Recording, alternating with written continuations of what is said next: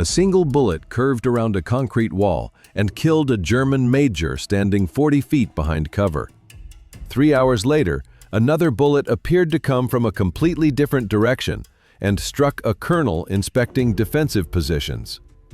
By the end of that first day, 5 enemy officers were dead, and not one German soldier could identify where the shots originated.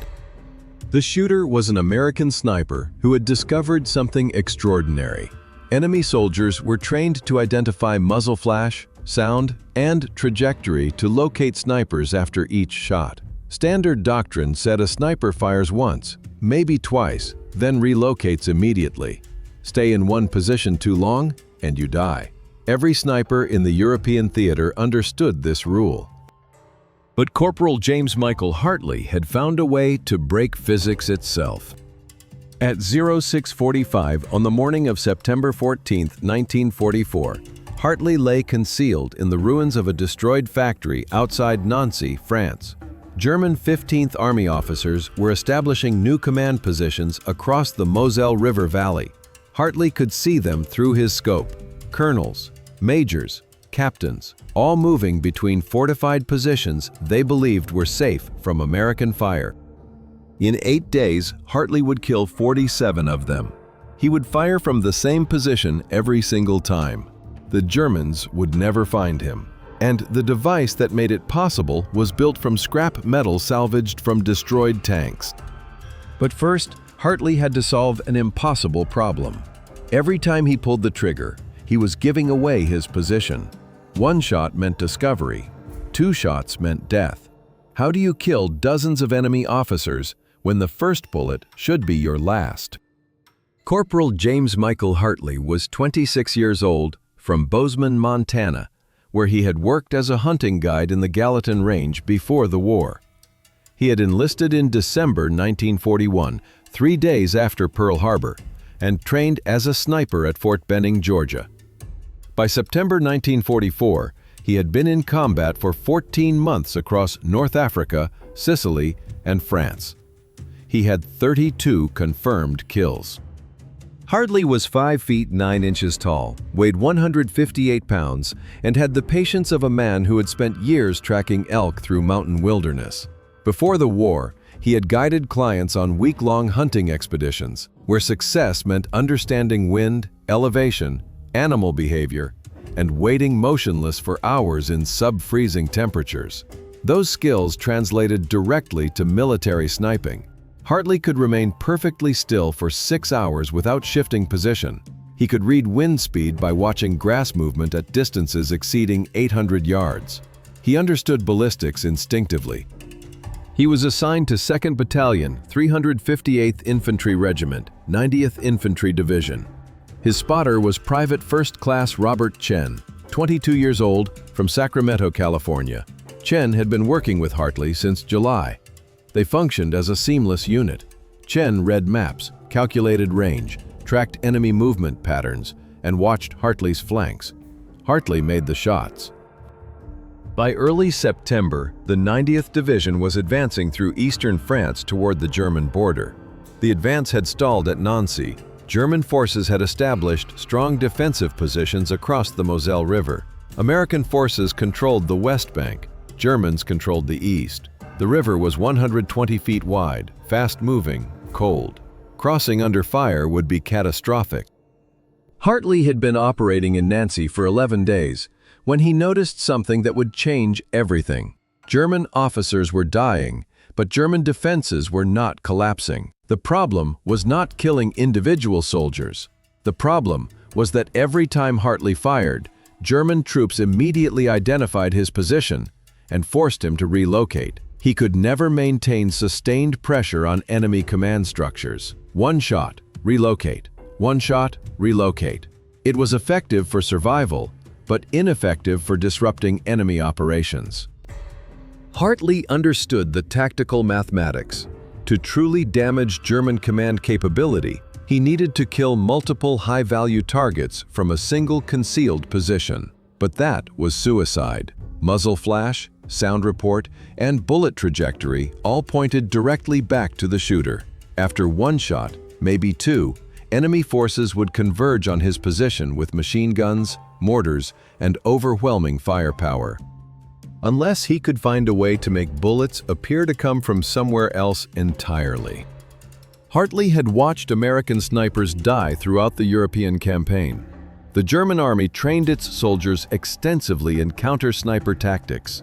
Every infantry squad included men specifically taught to observe, identify, and report sniper positions. When a sniper fired, German troops immediately began triangulating. Muzzle flash was visible for a fraction of a second, but could be seen from hundreds of yards away, especially at dawn or dusk. Sound report echoed across urban terrain, but the initial crack always pointed back toward the shooter. Bullet trajectory left trace evidence in dust, moisture, or morning fog. Standard American sniper doctrine required immediate relocation after 1 or 2 shots maximum. Fire once, move 300 yards minimum, find new concealment, fire again, move again. The doctrine kept snipers alive, but limited their tactical impact. You could not disrupt enemy command operations when you spent 90% of your time relocating. Hartley had witnessed the consequences of staying in position too long. On August 23, 1944, Sergeant Donald Palmer from 1st Battalion had killed a German lieutenant from a church bell tower in a village outside Metz. Palmer had exceptional positioning with clear views of enemy trench lines. He decided to take a second shot at a machine gun crew. The shot killed the gunner. 30 seconds later, German mortars bracketed the church tower. Palmer died before he could descend the stairs. He was 24 years old, from Portland, Oregon. Hartley had trained with Palmer at Fort Benning. They had been friends. On September 2nd, Corporal Vincent Delgado from 3rd Battalion positioned himself in a destroyed house overlooking a road junction where German supply trucks were moving ammunition forward. Delgado killed the driver of the first truck. The truck crashed. Delgado fired again at soldiers dismounting from the second truck. He hit a sergeant. That was his mistake. German infantry rushed the house from 3 directions. Delgado and his spotter, Private Eugene Hall, died fighting hand-to-hand in the rubble. Delgado was 23 from Albuquerque, New Mexico. Hall was 19 from Birmingham, Alabama. Both had families waiting for them.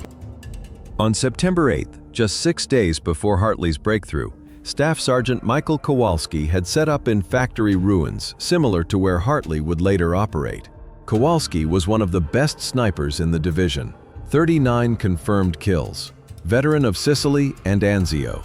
He had positioned himself with excellent concealment and clear fields of fire toward German positions across the Moselle. Kowalski killed a captain inspecting fortifications. Textbook shot, 420 yards, perfect conditions. Kowalski violated doctrine by remaining in position. He believed his concealment was good enough for a second shot. 15 minutes later, he spotted a major moving between bunkers. Kowalski took the shot. The major died instantly. But German observers had been watching. They had triangulated Kowalski's position from the first shot and were waiting. Within 90 seconds, machine gun fire raked the factory ruins. Kowalski took 3 rounds to the chest. His spotter, Corporal James Fitzgerald, was hit in the neck and bled out before medics could reach them. Kowalski was 29 from Detroit, Michigan. Fitzgerald was 21 from Boston, Massachusetts. Hartley had known all of them: Palmer, Delgado, Hall, Kowalski, Fitzgerald. He had shared meals with them, trained with them, listened to them talk about home. Now they were dead because they had stayed in position too long. The tactical problem was clear. German officers were high-value targets. Killing them disrupted command, delayed orders, created confusion in enemy ranks. But German officers knew they were targets. They moved quickly between fortified positions. They wore enlisted uniforms to avoid identification. They traveled with security details. When snipers killed one officer, others became more cautious, moved faster, stayed concealed longer. To inflict real damage on enemy command structure, a sniper needed sustained pressure. Multiple kills over hours or days from positions that allowed observation of key terrain. But achieving sustained pressure meant staying in one location, which guaranteed death. The doctrine protected individual snipers, but sacrificed operational impact. It was an unsolvable equation. Except, Hartley kept thinking about something he had noticed during his hunting guide days in Montana. When shooting across valleys with strong crosswinds, bullets would drift significantly off course. Clients unfamiliar with mountain conditions would aim directly at elk, fire, and miss by several feet because they had not accounted for wind deflection. The bullet traveled in a curve rather than a straight line. From the elk's position, the muzzle flash and sound appeared to come from a different location than where the shooter actually stood. What if that principle could be applied deliberately? What if bullets could be forced to curve using something other than wind? If German observers were triangulating based on bullet trajectory, and if that trajectory could be artificially bent, then their calculations would point to the wrong location entirely. They would be searching for a sniper who was not there. The question was how.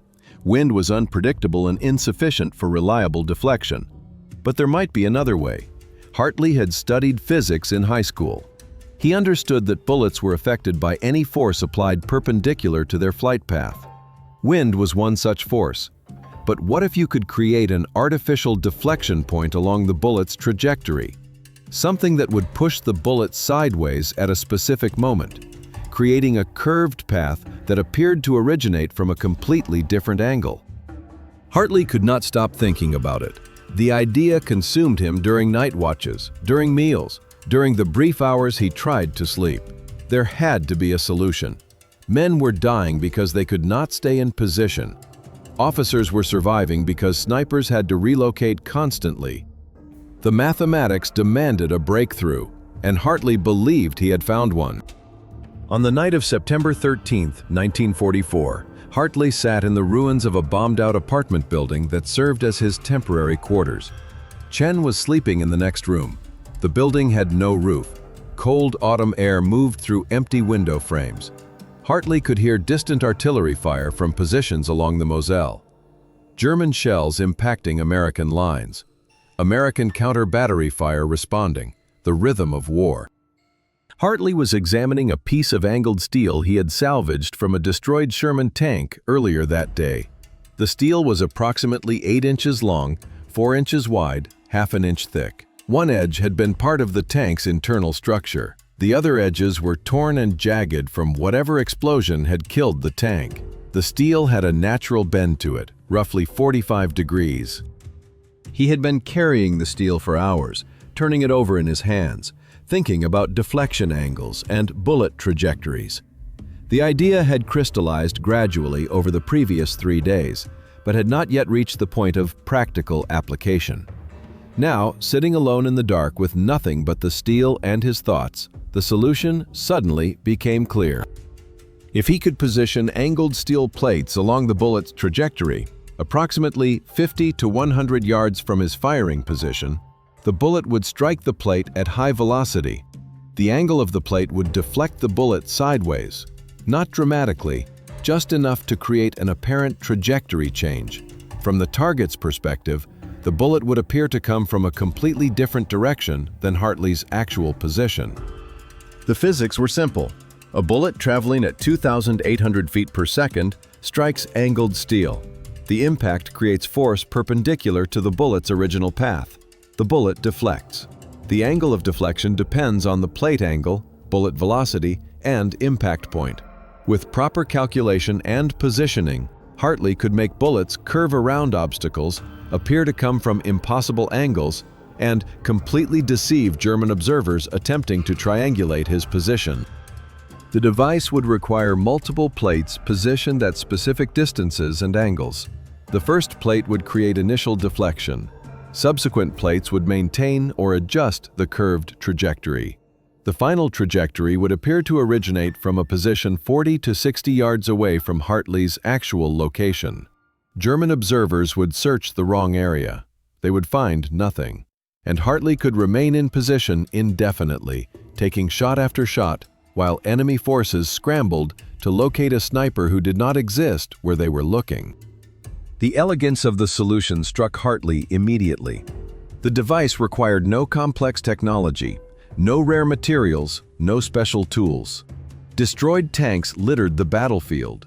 Steel plates could be salvaged easily.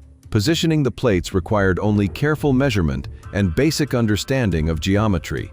The entire system could be built in one night using nothing but scrap metal and simple hand tools.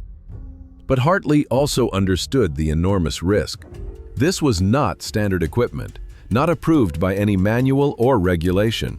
It was a completely unauthorized field modification that would certainly violate military protocols regarding ammunition handling and shooting procedures. If officers discovered what he was doing, he could face court-martial.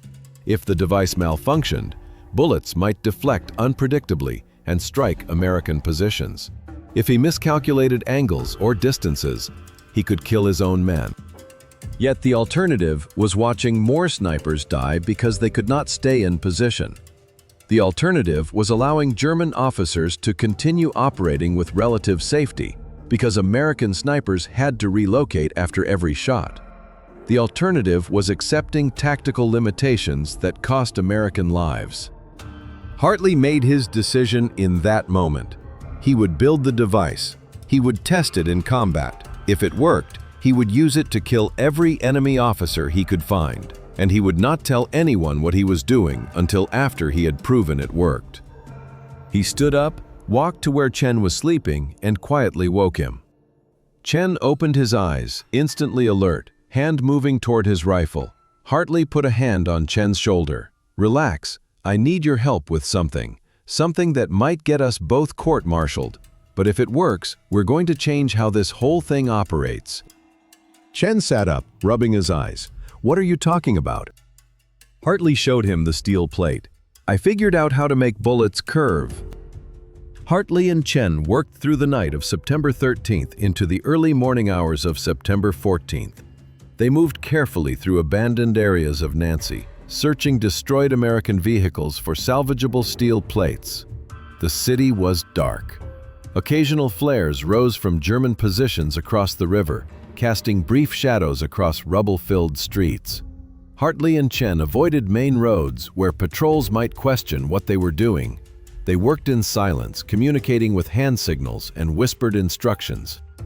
They found what they needed in a vehicle graveyard on the western edge of the city. 3 Sherman tanks had been destroyed during earlier fighting. 2 had burned completely, internal structures twisted and melted beyond use. The 3rd had taken penetrating hits through the side armor, but the interior remained relatively intact. Hartley climbed through the crew hatches and began examining internal structural plates. He found 6 plates that met his requirements. Each was 8 to 12 inches long, 4 to 6 inches wide, 1/4 inch to 1/2 inch thick. The steel was hardened armor plate, substantially stronger than structural steel, capable of withstanding high-velocity bullet impacts without deforming or shattering. Hartley used a pry bar and hammer to remove the plates from their mounting points. The work was slow and loud. Each strike of the hammer echoed across empty streets. Chen watched for patrols while Hartley worked.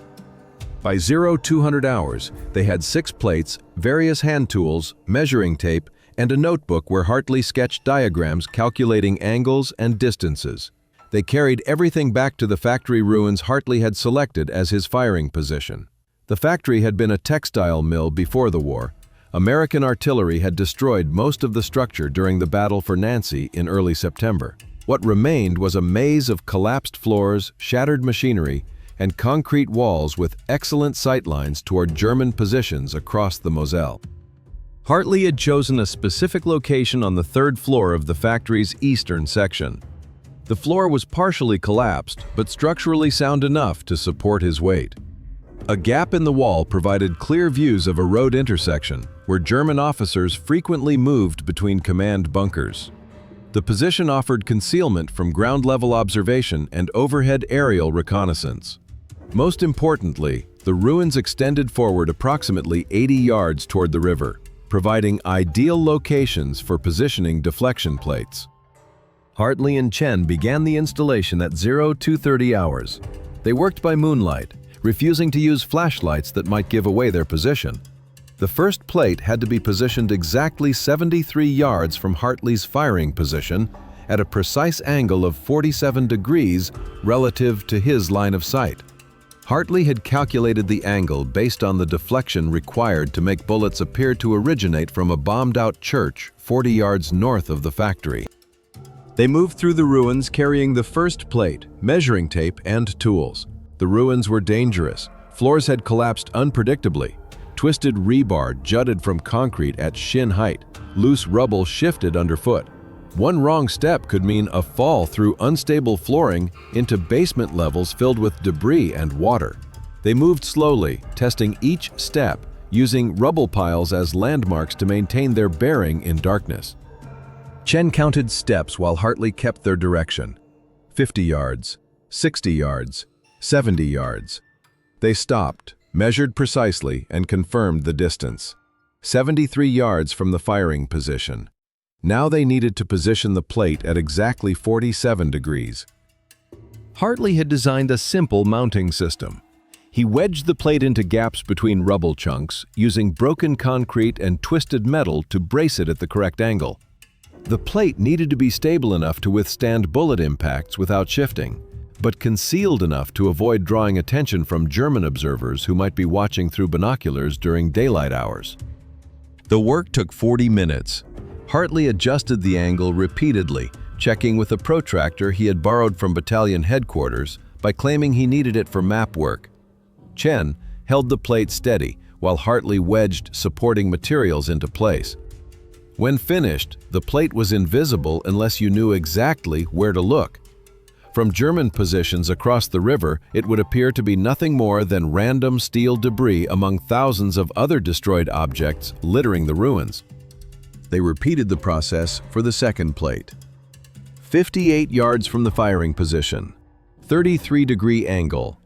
This plate would provide secondary deflection, maintaining the curved trajectory after the first deflection point.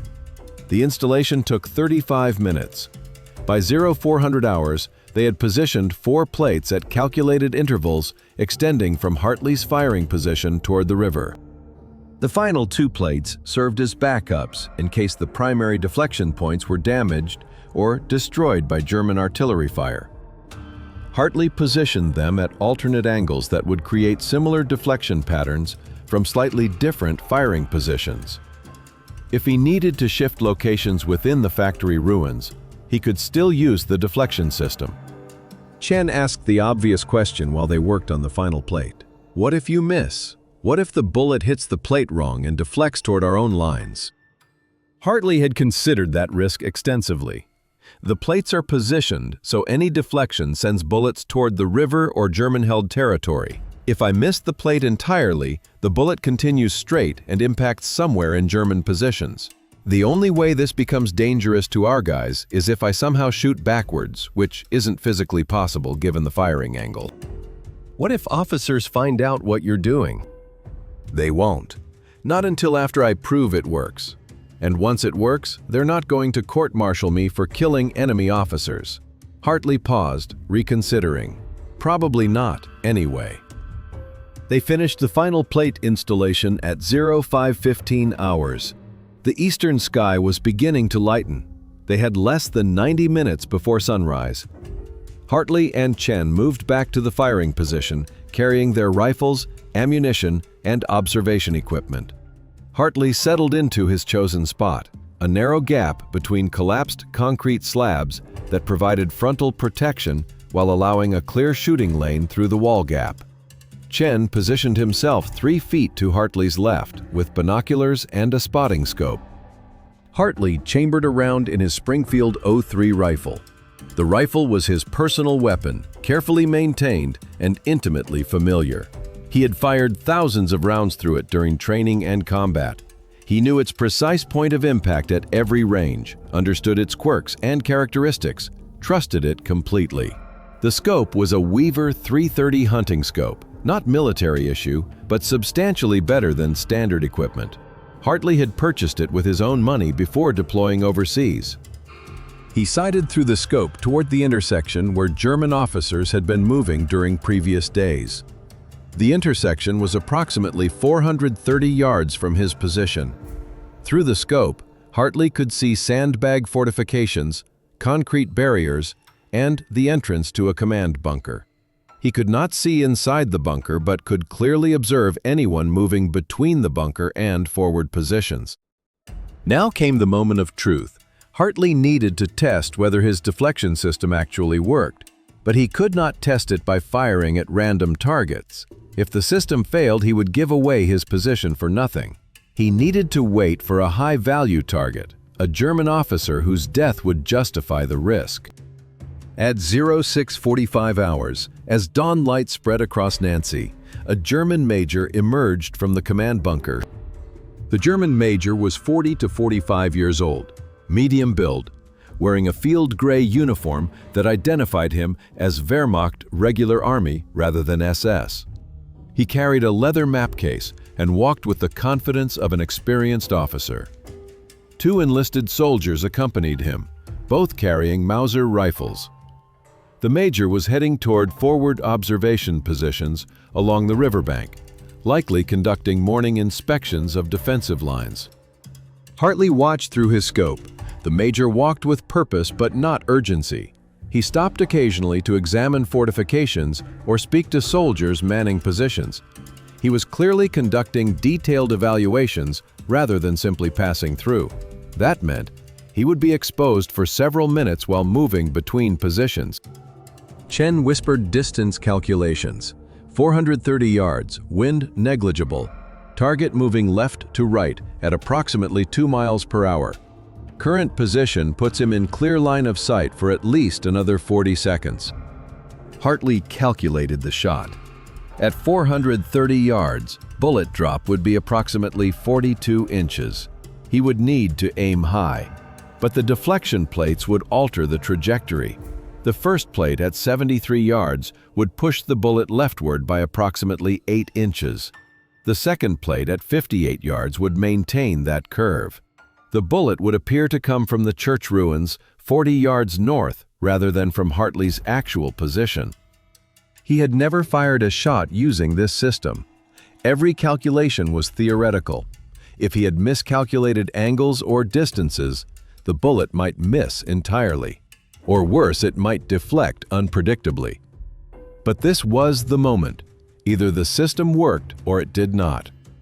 Hartley steadied his breathing, placed the crosshairs on the major's center mass, accounted for bullet drop by aiming at the top of the major's head, exhaled slowly, began squeezing the trigger. The rifle fired. The sound was sharp and flat in the morning air. Recoil pushed Hartley's shoulder. He worked the bolt immediately, chambering another round, keeping his eye to the scope to observe the impact. The bullet struck the major in the upper chest. The major staggered backward, dropped the map case, clutched his chest. The 2 enlisted soldiers spun around, looking for the source of the shot. They were staring directly at the church ruins 40 yards north of Hartley's position, not at the factory where Hartley actually lay hidden. The major collapsed. The enlisted soldiers dove for cover behind concrete barriers. One of them began shouting and pointing toward the church. Within seconds, German soldiers were emerging from positions and trenches, all orienting on the church. Machine gun fire raked the church walls. Mortar rounds began impacting around the church structure. Chen was staring at Hartley with wide eyes. It worked. They think you're in the church. Hartley was already sighting on his next target. A captain had emerged from a different bunker, apparently responding to the shooting. The captain was running toward the location where the major had fallen, probably trying to render aid or assess the situation. The captain was 460 yards away, moving fast, difficult shot. Hartley tracked him through the scope. The captain was running diagonally across Hartley's field of view. Hartley led the target, accounting for movement, drop, and the deflection curve. He fired. The bullet struck the captain in the side. The captain fell, rolling twice before lying still. German soldiers were now completely focused on the church. More machine gun fire, more mortars. The church structure was being systematically destroyed. But Hartley was 400 feet away in the factory ruins, completely unobserved. Chen whispered urgently, "They have no idea where you are. This is insane." A lieutenant emerged from the original bunker. He was shouting orders, directing soldiers toward the church. He stood in the open for approximately 5 seconds. That was his mistake. Hartley fired. The bullet hit the lieutenant in the head. He dropped instantly. 3 German officers dead in less than 3 minutes. And German forces were tearing apart the church while Hartley remained completely concealed in a different location. The deflection system was working beyond expectations. But now Hartley faced a decision. Standard doctrine said relocate immediately. He had taken 3 shots. German forces would soon realize no sniper was in the church. They would expand their search. Staying in position risked eventual discovery. Except the deflection system meant discovery was unlikely. German soldiers were trained to triangulate based on muzzle flash, sound, and trajectory. All 3 indicators pointed to the church, not the factory. As long as Hartley remained concealed and did not give away his actual position through movement or carelessness, he could continue firing indefinitely. He decided to stay. This was the entire point of the system. Sustained pressure, multiple kills from a single position, disrupting enemy command faster than they could respond. Over the next 2 hours, Hartley killed 7 more German officers. A captain at 0720 hours, a major at 0805 hours, 2 lieutenants at 0840 hours, another captain at 0930 hours, a colonel at 01015 hours, the highest-ranking officer Hartley had ever killed, and finally, another major at 1100 hours. Each shot sent German forces into frenzied activity. They continued focusing on the church initially, then expanded to other nearby positions. They never looked at the factory. The deflection system created such complete misdirection that German observers could not identify Hartley's actual location, despite hours of searching. By midday on September 14th, German forces had pulled back from exposed positions. Officers stopped moving between bunkers. The intersection became a dead zone that nobody would cross. Hartley had achieved exactly what he intended. Enemy command operations were disrupted. Officers were afraid to move. German defensive coordination was degrading because commanders could not conduct face-to-face meetings or inspect positions personally. And Hartley had done it all from a single firing position without ever being identified. Chen finally spoke after hours of silence. "How many did you get?" Hartley had been keeping count. 10 confirmed kills, all officers, 1 colonel, 3 majors, 4 captains, 2 lieutenants. In 1 day. In 5 hours. Chen shook his head slowly. "They're going to want to know how you did this." "Eventually, but not today. Today we're going to keep doing it until they stop giving us targets." They remained in position through the afternoon. German officers stayed concealed. No targets presented themselves. At 1700 hours, Hartley and Chen withdrew from the factory, carefully avoiding observation, and returned to American lines. Hartley did not report the deflection system to his commanding officers. He simply reported 10 confirmed officer kills and requested permission to return to the same position the following day. Permission was granted immediately. Over the next 7 days, from September 15th through September 21st, Hartley killed 37 additional German officers using the deflection system. He refined his technique each day, adjusted plate angles based on observed results, and added additional backup plates to maintain options if primary deflection points were damaged. On September 15th, he killed 5 officers. On September 16th, 6 officers. September 17th was the most productive day. 9 officers killed between dawn and 1400 hours. German forces attempted to locate him using aircraft observation, counter-sniper teams, and systematic destruction of suspected firing positions. They never identified the factory ruins as Hartley's location. The deflection plates created such effective misdirection that German forces wasted enormous resources searching wrong areas. American intelligence officers monitoring German radio communications reported increasing confusion and paranoia among enemy commanders. multiple German units reported being under attack from phantom snipers, who appeared to fire from impossible angles or through solid obstacles. By September 19th, German officers in the Nancy sector had largely stopped moving during daylight hours. Command bunkers became isolated fortresses where officers remained concealed underground. Coordination between units degraded significantly. American forces observed decreased effectiveness in German defensive responses, delays in artillery fire missions, and confusion in infantry deployments. On September 20th, Hartley was summoned to battalion headquarters. Lieutenant Colonel William Morrison, commanding officer of 2nd Battalion, wanted to speak with him personally. Hartley expected questions about his extraordinary kill count. He was prepared to explain the deflection system, accept whatever disciplinary consequences resulted, and argue that the tactical results justified the unauthorized modification. Morrison was a West Point graduate, 34 years old, a professional officer who valued discipline and proper procedure. He sat behind a field desk in a requisitioned house that served as battalion headquarters. Maps covered the walls. Radio operators worked at adjacent tables. Morrison gestured for Hartley to sit. "Corporal Hartley, you've had quite a week." "Yes, sir." 47 confirmed officer kills in 8 days, all from the same general area, all without being identified or located by enemy forces. Morrison leaned forward. "That's statistically impossible according to every sniper manual we have. So I'm going to ask you directly, what are you doing differently?"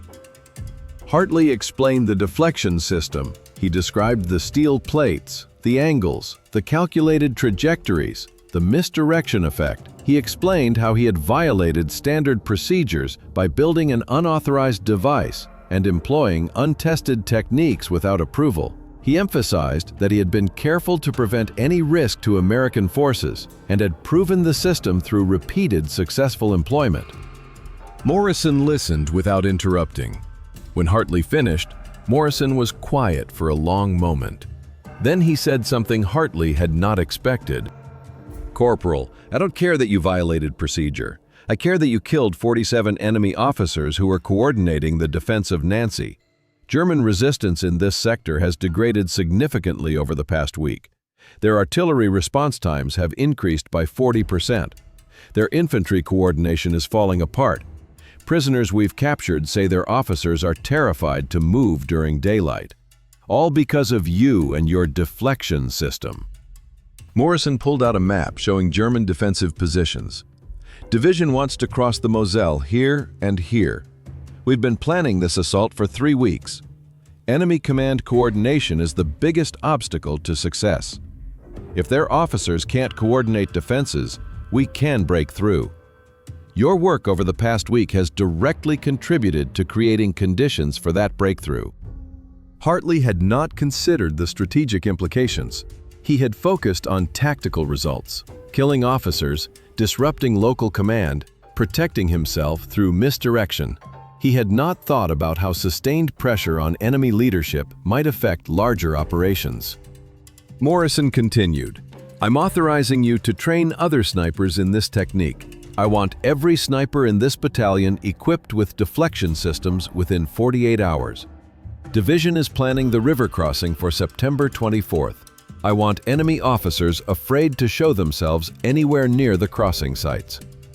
"Yes, sir." "One more thing. I'm recommending you for the Silver Star, not for the number of kills, for developing a tactical innovation that has measurably improved our combat effectiveness. That's worth recognition." Hartley spent September 21st and 22nd training 7 other battalion snipers in deflection system construction and employment. They salvaged steel plates from destroyed vehicles. Hartley taught them angle calculations, positioning techniques, and misdirection principles. By the evening of September 22nd, all 8 snipers had deflection systems installed at positions overlooking German defenses along the Moselle. On September 23rd, those 8 snipers killed 23 German officers in coordinated operations across the Nancy sector. German command coordination collapsed completely. Radio communications devolved into chaos. Officers who attempted to move between positions during daylight were killed within minutes. The entire defensive structure began fragmenting as isolated units lost contact with higher headquarters. On September 24th, American forces crossed the Moselle at 3 points. German resistance was disorganized and ineffective. Units failed to coordinate counterattacks. Artillery fire was sporadic and poorly directed. By evening, American forces had established firm bridgeheads on the east bank. By September 26th, the 90th Division had broken through German lines completely and was advancing toward the German border. Intelligence officers later determined that German forces in the Nancy sector had lost over 80 officers killed by sniper fire between September 14th and September 24th. The sustained attrition had destroyed the command structure necessary for effective defense. No comparable loss of officer personnel had occurred in any other sector during the same period. Word of Hartley's technique spread beyond the 90th Division. Other divisions requested information about the deflection system. By October, American snipers across the European theater were employing variations of Hartley's technique. Some used salvaged steel plates like Hartley. Others developed alternative methods using concrete barriers, angled wooden boards, or natural terrain features. The core principle remained the same: artificial deflection points creating apparent trajectories that misdirected enemy counter-sniper efforts. Hartley received the Silver Star in a ceremony on October 7, 1944. The citation praised his tactical innovation and sustained combat effectiveness, resulting in measurably degraded enemy command capability. The ceremony was brief. Hartley shook hands with General James Van Fleet, accepted the medal, and returned to his unit. He was uncomfortable with formal recognition. He considered himself a hunter who had simply applied hunting principles to military problems. Chen received the Bronze Star for his role as spotter and assistant during the 8-day period. Together, they continued operating as a sniper team through the remainder of the war. Hartley's final confirmed kill count was 137 enemy soldiers, including 72 officers. He survived the war without serious injury. The United States Army never officially documented Hartley's deflection system in tactical manuals or training materials. The technique was considered too specialized, too dependent on specific terrain conditions, and too difficult to standardize for widespread instruction. But the knowledge spread informally through sniper communities. Veterans who had seen the technique employed taught it to new snipers entering combat. By the final months of the war, hundreds of American snipers were using deflection principles in various forms. After the war, Hartley returned to Bozeman, Montana. He resumed work as a hunting guide. He rarely discussed his military service. When clients asked if he had been in combat, he confirmed he had served in Europe but provided no details. He married in 1947, raised 3 children, and lived quietly in the Gallatin Range for the remainder of his life. He died in 1998 at age 80, surrounded by family. His Silver Star citation is preserved in the National Archives. The citation mentions tactical innovation, but does not describe the deflection system specifically. Most historians who have studied sniper operations in World War II are unaware of Hartley's technique or its impact on the Nancy sector crossing operations. The story exists primarily in veteran oral histories and unit records that few researchers examine. At the 90th Infantry Division Museum in North Platte, Nebraska, a small display case contains Hartley's Springfield .03 rifle, his scope, and the Silver Star Medal. The placard describes him as one of the division's most effective snipers and notes his 47 confirmed kills during the Nancy operation. The placard does not mention the deflection system. Most visitors pass the display without stopping. The rifle looks like every other World War II sniper rifle. Nothing suggests it was the instrument of a significant tactical innovation. But the impact was real. Intelligence assessments from September 1944 clearly document the degradation of German command effectiveness in the Nancy sector. German prisoners consistently reported that officers were afraid to move, that coordination was failing, that phantom snipers were killing commanders from impossible positions. American forces exploited that degradation to achieve a successful river crossing that might otherwise have resulted in catastrophic casualties. The deflection principle itself has reappeared in various forms throughout military history since World War II. Modern snipers use terrain features, architectural elements, and environmental conditions to create similar misdirection effects. The core insight remains valid. If you can make enemy forces believe fire is coming from a different location than your actual position, you can maintain operational advantage indefinitely. Hartley never claimed to have invented anything revolutionary. When interviewed in 1982 by a military historian researching sniper operations, he described the deflection system as common sense applied to a practical problem.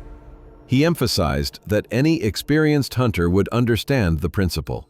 Bullets curve when external forces act upon them. Creating artificial deflection points simply formalized what wind and gravity do naturally. The historian asked if Hartley felt proud of killing 47 enemy officers in 8 days. Hartley paused before answering. He said he felt no pride in killing. He had done his job as a soldier. German officers were trying to kill American soldiers. Hartley stopped them from doing so. That was the entirety of the moral calculation as far as he was concerned. He had protected his friends and his unit. That was sufficient justification. When asked if he would do the same thing again, knowing what it cost and what it achieved, Hartley answered immediately, without hesitation. Those officers were coordinating attacks that would have killed American boys. Every officer I killed meant American soldiers who went home to their families instead of dying on a riverbank in France. If that required bending a few rules or taking risks with unauthorized equipment, then those were acceptable costs. The deflection system represents something fundamental about how wars are actually won, not through grand strategy or superior technology or overwhelming force. Though all those factors matter, wars are won by individual soldiers finding practical solutions to immediate problems, by mechanics who make aircraft fly better, by medics who invent new ways to stop bleeding, by ordinary people who recognize that existing doctrine is inadequate and who possess the courage to try something different, despite regulations, despite risk, despite potential consequences. Hartley was a hunting guide from Montana who understood wind, angles, and patience. He recognized that enemy soldiers were trained to locate snipers based on standard ballistic principles. He realized those principles could be subverted through simple mechanical deflection. He built a device from scrap metal, tested it in combat, proved it worked, and changed how snipers operated across the entire theater. He was 26 years old when he did it. He had no engineering degree, no formal education beyond high school, just practical knowledge from years of hunting in mountain terrain and the ability to see solutions where others saw only problems. That is how ordinary people change history, not through genius or heroism, but through practical application of familiar skills to unfamiliar challenges, through willingness to violate procedure when procedure is inadequate, through courage to test unproven ideas when conventional methods are failing. The steel plates Hartley positioned in the Nancy factory ruins were never recovered after the war. The factory was demolished during post-war reconstruction. The ground where Hartley lay for 8 days is now a parking lot for a commercial warehouse. No marker identifies the location. Nothing commemorates what happened there in September 1944. But somewhere in archived German military records, if anyone cared to search, there are reports from frustrated commanders who could not locate the phantom sniper killing their officers. Reports describing bullets that appeared to come from impossible angles. Reports of defensive operations falling apart because officers were afraid to emerge from bunkers during daylight hours. Those reports are Hartley's true memorial, not the Silver Star, not the museum display, not the statistics in after-action reports. The memorial is the absence of American casualties during the Moselle crossing. The memorial is soldiers who survived September 1944 because German defenses were disorganized and ineffective. The memorial is families who welcomed sons and husbands home because those men did not die assaulting fortified river crossings. James Michael Hartley killed 47 enemy officers in 8 days, using an unauthorized deflection system built from salvaged tank parts. The German army never found him, never identified his position, never understood what he was doing or how he was doing it. By the time they might have figured it out, American forces had crossed the Moselle and the battle for Nancy was over. That is how wars are won. One practical innovation at a time, one soldier at a time, one problem solved at a time. The rules said you could not stay in one position after firing. Hartley found a way to break that rule safely. The result changed the course of a battle and saved American lives. That was all that mattered. That is still all that matters.